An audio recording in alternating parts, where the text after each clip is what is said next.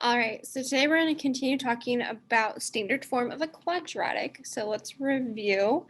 Remember, standard form f of x equals ax squared plus bx plus c. That's our standard form of a quadratic. So first thing we're going to look at is writing each function in standard form from vertex form. So this first example, f of x equals -5 times the quantity x minus 8 squared plus 11. So we're going to rewrite this. So f of x equals -5. And I'm going to rewrite this x minus 8 twice. Because remember, when we're squaring something, that means we're multiplying it by itself. And then let's look at this x minus 8 times x minus 8. Remember, when we are going to multiply binomials, we're going to do this by FOIL. So I'm going to bring down the -5. And we're going to FOIL. So x times x is x squared. X times -8 is a -8x. -8 times x is a -8x. And -8 times -8 is a positive 64. And then bring down that plus 11. Let's go ahead and combine like terms. So -5 times the quantity of x squared.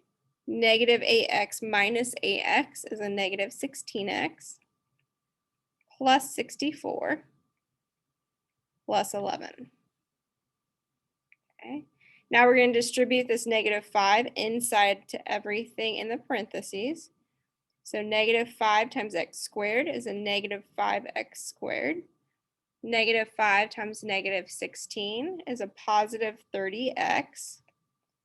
And -5 times 64 is -320 plus 11. Combine like terms again. So we have -5x squared plus 30x minus x minus 309. And we bring down our f of x, or our y equals, and there is our function. Okay. All right, so you try B, and we're going to do that one in class tomorrow. All right, the next problem.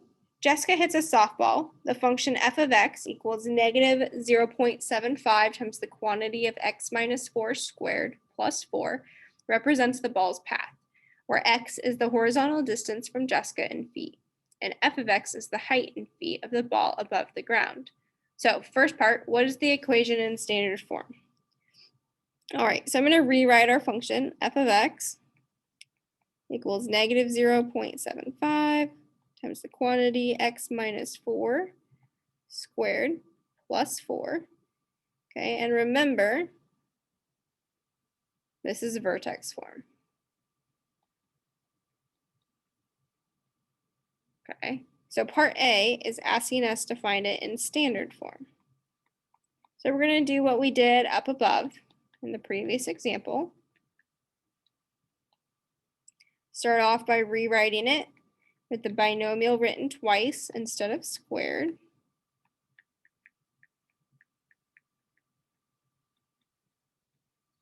And we're going to FOIL so that -0.75 is just hanging out front. X times x is x squared. X times -4 is a -4x. -4 times x is a -4x. And -4 times -4 is a positive 16. And then bring down that plus 4.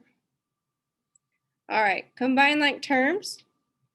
We have -0.75 times the quantity of x squared.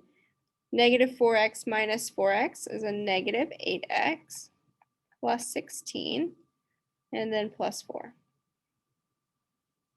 Now we're going to distribute. So we have -0.75 times x squared. -0.75 times a -8x is a positive 6x. And -0.75 times 16 is a -12.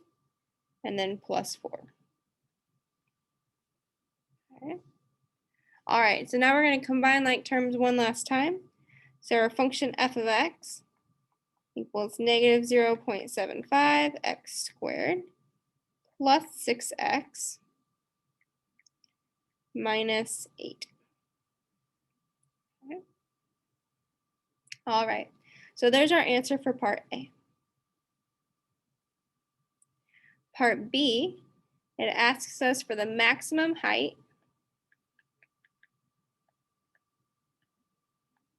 Okay, anytime it asks us to find the maximum, the minimum, think about your quadratic. Remember, the maximum point of a parabola is this point up here, which is called your vertex. Okay, which is your maximum. So we want to find our vertex. So which form is the easiest to find the vertex in? Standard form or vertex form?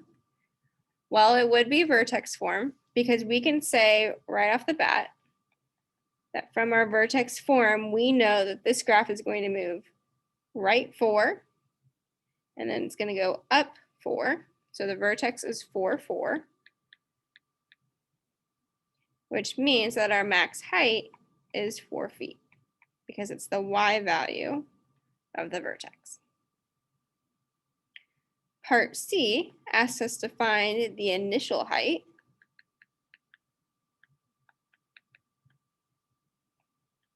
Okay, the initial height is when x equals 0.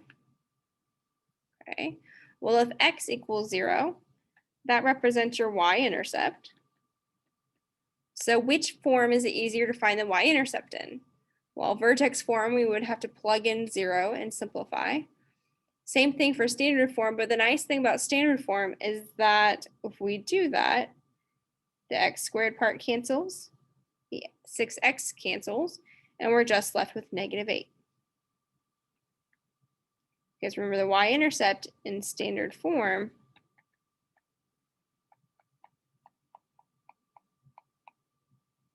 equals c. All right.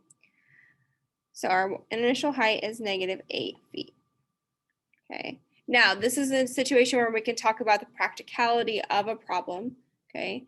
Is it practical to have a height of -8 feet when she's hitting a softball? No, unless she's really far in the dugout or something. So this is kind of a poorly written problem from your book, but it still gives us that availability to have that conversation.